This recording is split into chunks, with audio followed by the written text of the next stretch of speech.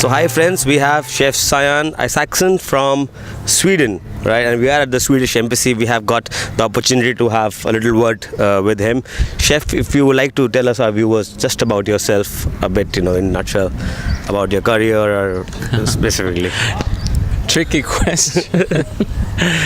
Yeah, I'm Sayan. I was born in Thailand, but I came to Sweden as a baby, and early age I knew I loved to eat, so I wanted to become a cook. So I applied for cooking school when I was 15, and then I started working as a cook when I was 18. Wonderful. So your restaurant Esperanto, which you ran successfully for so many years, it has won a Michelin star as well. So what goes behind? A lot of people, because in India the Michelin guide is not here in India, people are curious about what takes to get a Michelin star. What kind of aspirations or what kind of things that you keep in mind for such high standards. I think first we got it 2007, and we Right. started the restaurant 2005, so almost just 1 year. So it was wow for us. We were really honored. Yes. And we were also scared because all right, where's the index of Yes. the Michelin star, and where do you lose it? Yes. So we were constantly on alert, of course. Right. But I think the proper way to approach the Michelin star is that it's something you are acknowledged for your previous work, right? Right. You're at the level that you're awarded this. Yes. So you have to bear that in mind when you're searching for more stars, or that the restaurants are there for the guests, Right. not the stars in itself. But the stars is an indicator that this is a very good restaurant. Right. So it's important because there's a lot of chefs out there Right. searching or almost stepping Yes. over bodies Yes. because to obtain these stars. Obtain this, But the guide is there, hence the name guide, to Right. guide the customers Yes. into your restaurant. So never forget that. So chef, at your restaurant, is it about the processes that gets you a Michelin star, or is it about the innovation that is there on the menu? So how do you rate what is more important? The menu, the innovation, the level of service, how consistent you are. For a budding chef, what can be your tips from your guys? I think since I really like the whole experience of a restaurant, it's the approach, like all right, you're holding up the door for your customers, showing them, taking their clothes and showing them to the table. What kind of music are you playing? What kind of ambience do you want to set? What Right. kind of silent communication do you want to? How do you want to appear to the customer? And that is really important to see the whole, right? Not only the food, not only the service, not only the wine, but the whole. And I think it's really important that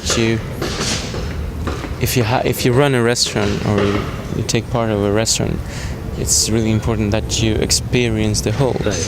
So if you're a chef, not only should you produce the best food you can, but you should also eat it in the setting of the restaurant. Absolutely. So you get the service, you get the presentation, you get the wines, and then you know if your food or the whole was good enough. So it's not just about working body parts, it's also about the soul that the chefs brings into the restaurant. It's a whole experience going to a restaurant. Yes. And if you miss out on something, Yes. you might not notice that if you're standing in the kitchen. Right. Or if you're just in the dining room, so it works vice versa. So many brilliant chefs around the world. What makes Sayan different from others? What's your food philosophy about? A lot of word going around that chef has a philosophy, about cooking and certain beliefs that you have, So how stands Sayan different than others? That's a question. Too many tough questions, one after another, chef. Yeah, but I it feel tried- like being in the kitchen. I tried to answer. No, that's what's important for people to All know. right.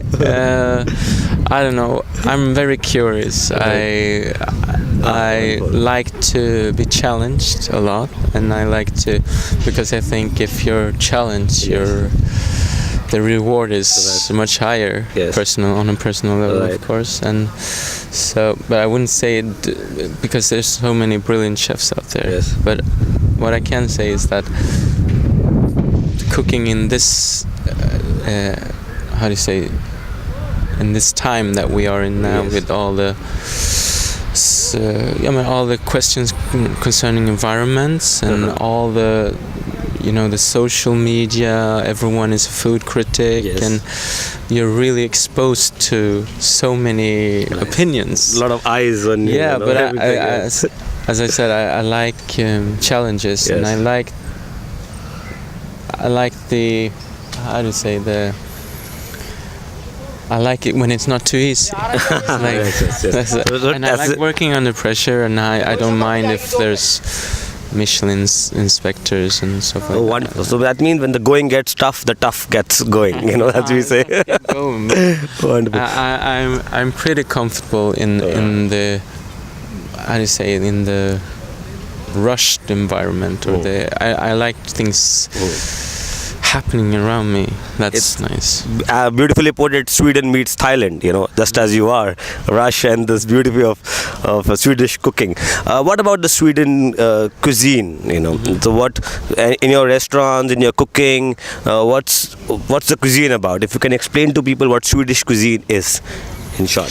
I think Swedish contemporary cuisine, that's Yes. important note, because it's been Sweden in itself traditional. It's all about preserving techniques, smoking, curing, drying, fermentation, and all of that is brought back to life now. And to add that to the philosophy, which is a Nordic philosophy, Yes. I think it's Noma revolution, where you foraging a lot. You go into the forest to see what can we eat, what is good.